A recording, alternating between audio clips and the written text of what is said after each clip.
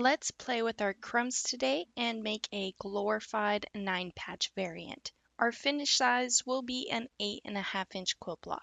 And for this block you will need crumbs, scraps, strip sets, leftover pieces. You can even chop down larger pieces. You name it, throw it in there. As well as 4 2.5-inch by 3.5-inch rectangles in a background fabric.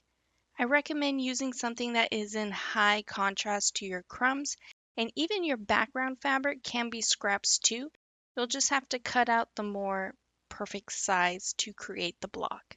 But either way, let's go ahead and get started. With your crumbs, all you're going to be doing is sewing your fabric together. There is no right or wrong way to do it. For an example, here's a piece I already started with, and we are just going to sew another random piece to it, just because. We will be focusing on sewing pieces together until we can cut out a 3.5-inch square. Since the piece I just sewed together is larger than a 3.5-inch square, I'm going to trim it down just to get some variation instead of a single print. Do I have to do this? No, because there are no rules and it's only what you like. But with that said, I am just going to make a random cut and then add a few more print strip sets. Now, since I have a couple of vertical seams going on, let's go ahead and mix it up and do some horizontal seams. After sewing these 3 strips together, it ended up being shorter than I needed, so what are we going to do? We're just going to continue to add more. And now that it is large enough, I'm going to sew it to the main unit scramble that I have going on. And once again, just keep sewing and adding onto it. Then for the glorified 9-patch quilt block, we will need a total of 4 3.5-inch squares and 1 2.5-inch square. So when you are creating your crumble beautiful mess, you can continue down a long strip set if you like, or stop every now and then and cut your blocks out. When you go to trim up your blocks, play with it. Slide your ruler around, and here I have 4 vertical seams, which are perfectly fine and would look fantastic, but I'm going to move it around to get a more interesting piece. Save whatever you have left over and continue building off of it. Another great idea is to place the fabric scraps around to get a variety for your seams. And since I ended up with another large piece of fabric for my 3.5-inch square, I'm once again going to make a random cut to trim it down. Here you can see me second guessing and moving my ruler around a lot because I want to make sure that I have a 1/4-inch seam allowance to sew at a minimum. And I'd like to make sure that I have enough of the fabric actually to showcase. This is why those clear rulers really come in handy. Another fun thing you can do is create diagonal seams, making it a little avant-garde.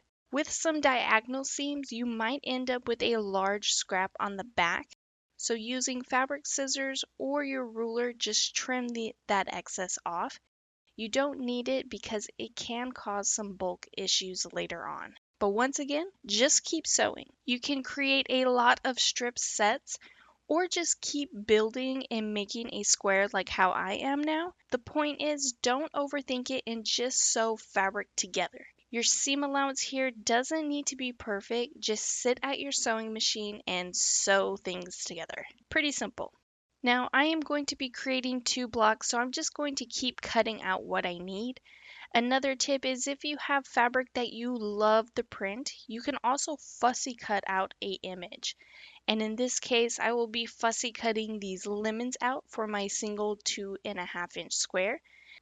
And what's nice with sewing out these fussy cuts is, of course, save the rest of the fabric because it will eventually make it into your scrappy beautiful mess later on.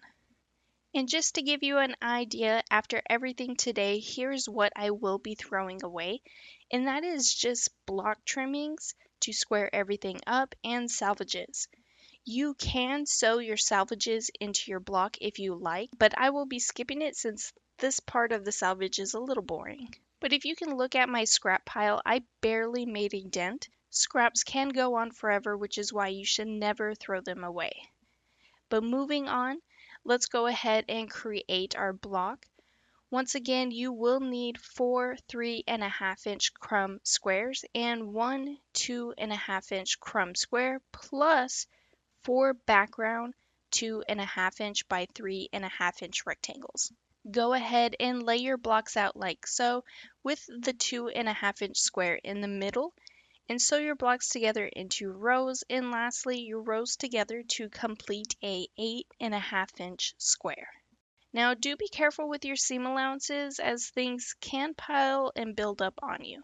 And here is what my block looks like all complete. I'm going to make another one, but feel free to make as many as you like. You can lay these blocks side by side or add a sashing in between, or other blocks and alternate between the two. The point is just have fun with it and use up your scraps so nothing goes to waste. And I do hope you have enjoyed this fun twist using up your scraps and crumbs. If you could please take a moment to hit that like and subscribe button, hit the notification bell so you can be notified for your next amazing quilt project.